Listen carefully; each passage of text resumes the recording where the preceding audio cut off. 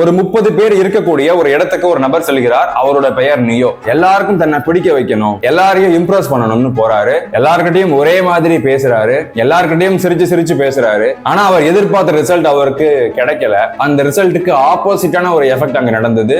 யாருமே அவருக்கு சரியா ரெஸ்பாண்டே பண்ணல, யாருமே அவரை கண்டுக்கல, யாருமே அவர்கிட்ட நல்ல விதமா பேசல. ஒரே ஒரு எண்ணம் அவருக்குள்ள அப்படியே இருக்கு, நான் என்ன தப்பு பண்றேன்னு தெரியல. இந்த நியோவோட சிச்சுவேஷன்ல நீங்களும் இருக்கீங்கன்னா நிச்சயமா இந்த வீடியோ பாருங்க. உங்களுக்கு தேவையான 3 முக்கியமான குவாலிட்டிஸ் நம்ம பார்க்க போறோம். அனைவருக்கும் வணக்கம், வெல்கம் டு அத்தாரிட்டி வாய்ஸ். என்னுடைய பெயர் ராஜா. நான் ஒரு பப்ளிக் ஸ்பீக்கிங் மென்டாரா இருக்கேன். என்னுடைய டீம்ல ஒரு 23 மக்கள் பப்ளிக் ஸ்பீக்கிங் ட்ரைனிங் எடுத்துக்கிட்டு இருக்காங்க. இதுவரைக்கும் நம்ம 14 ஸ்பீக்கரை உருவாக்கி இருக்கோம்.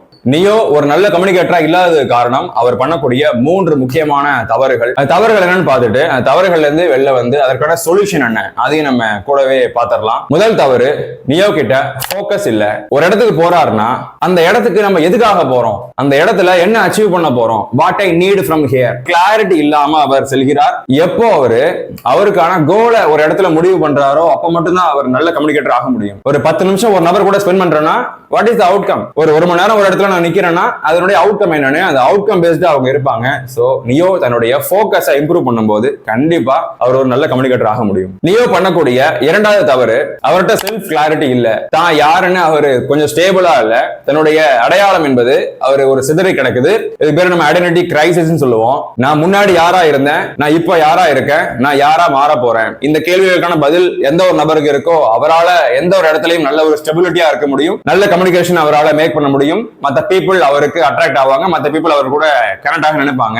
செல்ஃப் அவேர்னஸ் தான் அவருக்கான சொல்யூஷன். தனக்கான நேரத்தை ஒதுக்கி தன்னை பத்தி யோசிக்க ஆரம்பிக்கணும். என்னுடைய பாஸ்ட பத்தி அவர் புரிஞ்சுக்கணும். என்னுடைய பிரசன்ட் லைஃப் எப்படி இருக்கு, பிரசன்ட்ல என்னுடைய ஒரு பொசிஷன் என்ன, அது எல்லாத்தையுமே அவர் புரிஞ்சுக்கணும். அது பிரசன்ட் கிளாரிட்டி. நான் எந்த இடத்துக்கு போகணும், நான் எதை அச்சீவ் பண்ணணும், என்னுடைய கோல் என்ன, இந்த 3 விஷயத்தை அவரு தனக்கான நேரத்தை கொடுத்து ஒரு தனிமையில அவரு புரிஞ்சுக்கிட்டாருன்னா நிச்சயமா அவரால் ஒரு நல்ல கம்யூனிகேட்டர் ஆக முடியும். நியோ பண்ணக்கூடிய 3வது தவறு, அவருக்கு பீப்புள் நாலேஜ் கிடையாது. அவர் எல்லாரையும் ஒரே மாதிரி பாக்குறாரு, எல்லா மக்கள் கிட்டையும் ஒரே மாதிரி பழகுகிறார். Biggest mistake. நம்ம லைஃப்ல நம்ம சந்திக்கக்கூடிய மக்கள் எல்லாரும் ஒரே மாதிரி கிடையாது. அவங்களுக்கு ஒரே மாதிரி அனுபவங்களும் கிடையாது, அவங்களுக்கு ஒரே மாதிரி இன்டென்ஷன்ஸும் கிடையாது. ஒரு நல்ல கம்யூனிகேட்டர் தன்னை சார்ந்த மக்கள், தான் கூட பழகக்கூடிய மக்கள் எல்லார பத்தியும் புரிஞ்சுக்க நினைப்பாரு. ஜெனரலா எல்லா மக்களும் உண்மையில அவங்க கிட்ட என்ன ஒரு ஃபேஸ காட்டுறாங்க, உண்மையில அவங்கள்ட்ட எப்படி பேசுறாங்க, தன்னை பத்தி அவங்க என்னென்ன சொல்றாங்களோ எதுவுமே அவங்க 100% சொல்ல மாட்டாங்க. நிறைய விஷயங்கள் அவங்க மறைச்சுதான் அவங்கள்ட்ட ஒரு மேக்கப் தான் வெளில காட்டுவாங்க. நம்ம அழகா என்ன சொல்லலாம்னா ஒரு மாஸ்க் எல்லாருமே போட்டு உங்கள்ட்ட பேசிட்டு இருக்காங்கன்னு சொல்லலாம். அந்த மாஸ்க்கு பின்னாடி என்ன இருக்கு, அவங்க உண்மையில யாரு அப்படிங்கிற விஷயத்த ஒரு அண்டர்ஸ்டாண்டிங்